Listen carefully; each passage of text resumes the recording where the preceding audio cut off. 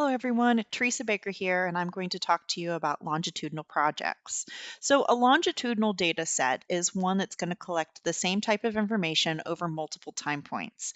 And a good example is this is if you were collecting the same type of clinical data over multiple years and you wanted to measure perhaps a change measurement of what occurs in that particular participant or set of participants. The primary advantage of using a longitudinal database is the fact that you can measure change. So we can estimate, for example, the various factors of improvement that a participant results or their overall effectiveness of an intervention might occur. In a longitudinal data set, you're going to extend, you could go backwards into the past and you could also stay in the present. You can do it over a time series or you can do it over an event series. In it, we're going to evaluate the effect of whatever the specific intervention you might have before and after its introduction. So adding details like demographics, your phenotypic and your genotypic information onto your participant, it enables you to distinguish what the intervention patterns are across the population. So in pictorial form, you have a picture here where you have a person and their information is captured at event 1, and then something occurs, time occurs, you're going to capture more information, same information again at event 2 and again at event 3. And the key here is that time has passed. I know this is going to start. There we go. One of the things that you need to consider when you're putting this in terms of REDCap is that your information is collected in the dashboard in a vertical manner. That's because your instruments are linearly captured, and each event then becomes a new column and a new subset of movement.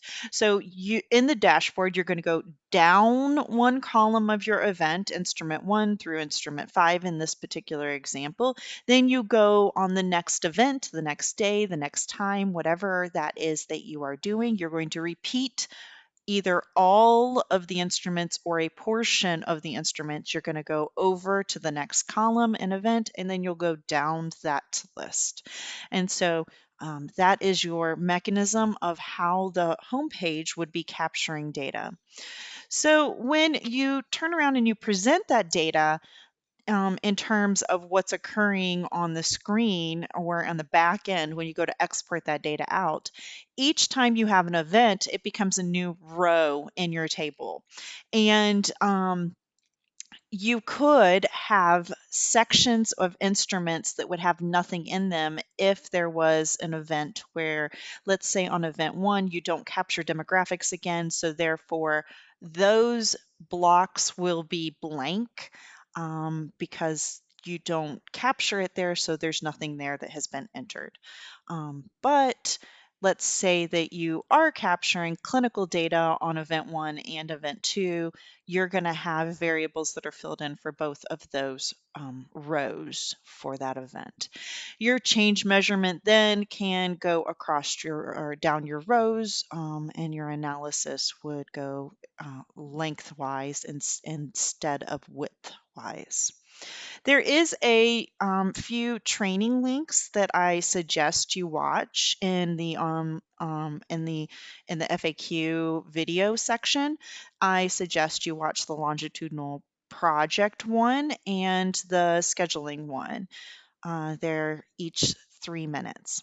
So I think now's a good time to have a pause and talk about repeatable events and repeatable instruments because they are a unique feature that has been added into REDCap a few years ago, and it changes kind of how information is presented and how it's collected. Now, a repeatable instrument can be used in a classic database or it can be used in a longitudinal database. So this feature is not only for longitudinal, but I'm placing the instruction of it here. So a A repeatable instrument and event is when you wanted to collect an instrument an unlimited number of times or an event an unlimited number of times.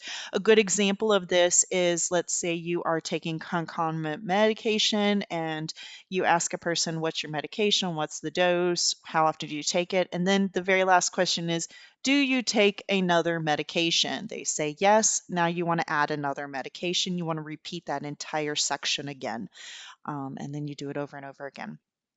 Another good example of this is perhaps you're asking a question of how many children do you have?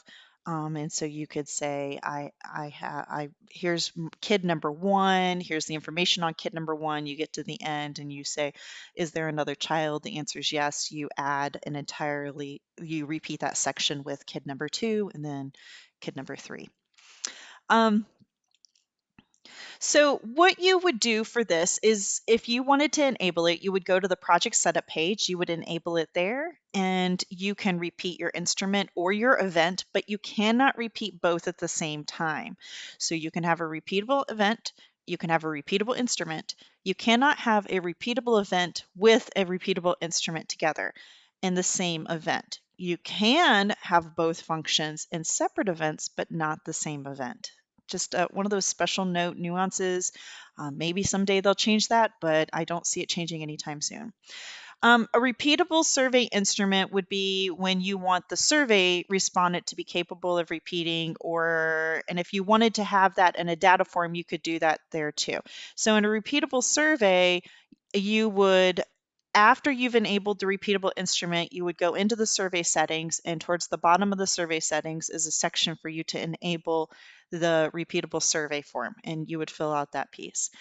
You can also do a repeatable data form, which would be after you've enabled the repeatable instrument, after you have your very first instrument collect data, your first instance of the repeatable form collect data, a plus sign will appear on your dashboard, and you can hit the plus sign after that instance and add another one. You can also, they add an option in the save and stay spot where it'll say save and next instance, and you can also add one there.